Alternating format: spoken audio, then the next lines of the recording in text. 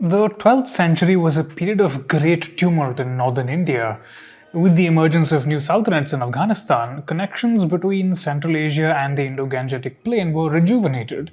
Rulers such as Mahmud of Ghazni employed Indian troops, more in this video here, and even Muhammad Ghori, depicted through the most absurd stereotypes in Bollywood today, issued coins marked with the goddess Lakshmi. Turkic ideas of rulership and royal costume were adopted by Shaivite and Buddhist rulers through Kashmir and Ladakh, all of which we examined here in this video. But yeah, literary sources from the era have made it very easy to paint the period as one of Islamic bigotry versus Hindu resistance. But I think that's an oversimplification, but it's understandable, right? I mean, as much as the sultans tried to present themselves as Indian rulers in India, they also commissioned over-the-top narratives of conquest and destruction of infidels meant for Orthodox audiences in West Asia. But what was happening in India at the time? How did India's ruling elite see the eruption of these new rivals? How did they present their warmongering, and who were their audiences? The answer shows us, once again, that the reality of history is far stranger than anything we can imagine. I'm Anirudh Kanisetti, historian and author of Lords of the Deccan. Welcome to Thinking Medieval, where every week we tell you something new about our complex, innovative past. Always feel free to check out our research and citations below, and remember that we're all figuring out how to think about our messy, bloody, dazzling history. Sometime in the late 12th century, an embassy from Ghor, led by the Sultan's chief wazir, arrived at the court of the Chahamana king Prithviraja III, better known to us as Prithviraj Chauhan. Historian Finbar Barry Flood, in Objects of Translation, discusses how a Ghorid text, the Taj al-Ma'athir, claims the envoy conveyed the message of the king to the Raja in a refined and graceful manner. He strung the pearls of counsel and admonition in the threads of fine phraseology. But the Prithviraja Vijaya, a Sanskrit text produced by Prithviraja's court, is much ruder. His head was so bald and his forehead was so broad, it was as if God had intentionally made them thus to inscribe, as on a copper plate, the vast number of cows he had slain. The color of his beard, his eyebrows, his very lashes was yellower than grapes that grow in his native land. Horrible was his speech, like the cry of wild birds. All his phonemes were impure, impure as his complexion. He had what looked like skin disease, so ghastly white he was. The Prithviraja Vijaya was a Mahakavya or epic poem dating to 1192 CE, when conflict between the Ghurids and the Chauhans was at its peak.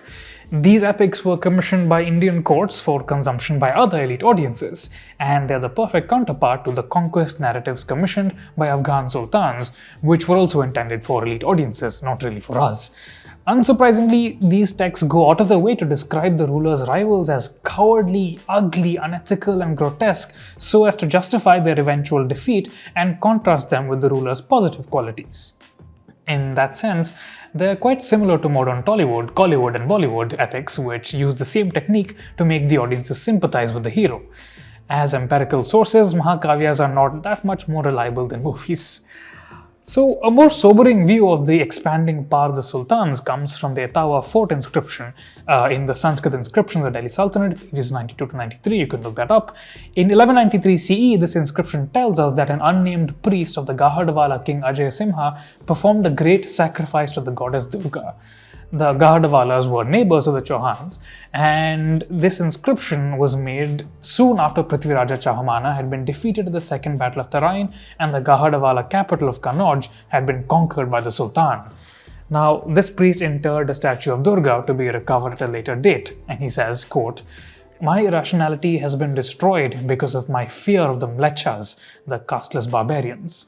With great sorrow, touching her with my head, I place this Durga, dweller of the fort and destroyer of bad luck, into this pit, till the god Skanda turns the Mlecha's glory into dust. When ill fate meets the Yavanas or foreigners, she might reappear or manifest herself again amidst uproar." Inscriptions such as these are reminders of the violence that accompanied these conquests and the terror that elites could feel about the destruction of their socio-political and religious institutions by a new regime. It would appear that just as the sultans claimed to their orthodox audiences that they were enemies of the Hindu gods, the Hindu ruling elite also saw them as fundamentally inimical to their religion. Or did they? In 1226 CE, around 80 years after the Gahadwala priest buried an idol of Durga out of terror of the sultans, another Brahmin, Yogeshwara of Delhi, made an inscription that said, quote, "The land of Haryanaka was first enjoyed by the Tomaras and then by the Chahamanas. It is now enjoyed by the Shaka kings. He, the central gem in the pearl necklace of the seven sea-girt earth." Wow. "Nayaka Sri Emir Gayasuddin Balban, the king and the emperor, reigns supreme. The earth being now supported by his sovereign, Shesha the serpent, altogether forsaking his duty of supporting the weight of the globe, has betaken himself to the great bed of Vishnu, and Vishnu himself, for the sake of protection, taking Lakshmi on his breast and relinquishing all worries, sleeps in the ocean of milk."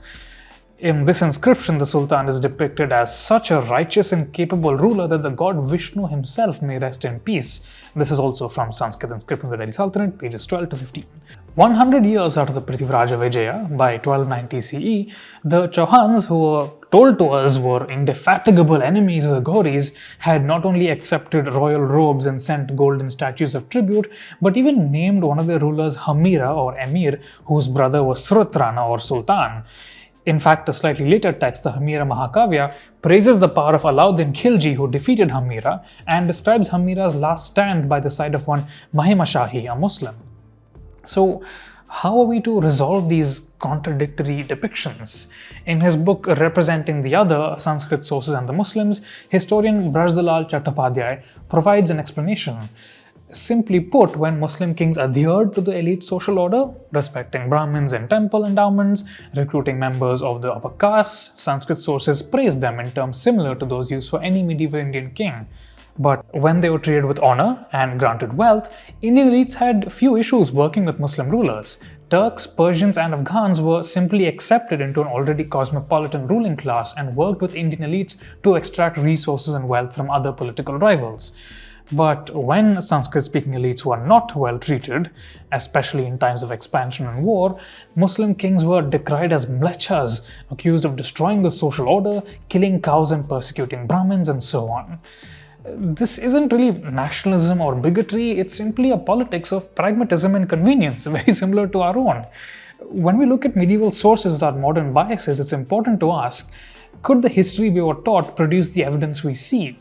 We're taught a history of near constant religious enmity, persecution, and resistance, but all the evidence from art history to numismatics to literature actually points to a much more complex medieval world. Just like ours, it was full of self-serving elites who had no qualms about lying to make themselves look better. And just like ours, it was possible for people to inhabit many identities and many ways of presenting themselves to different audiences, from Srimad Muhammad Ghori to Maharaja Hamira Deva. If you have questions or comments, we'd love to hear them. Follow us everywhere on social media. You can find me on Instagram at Anubuddha and at Connected Histories, and on Twitter at Akanisetti. We'll see you next week.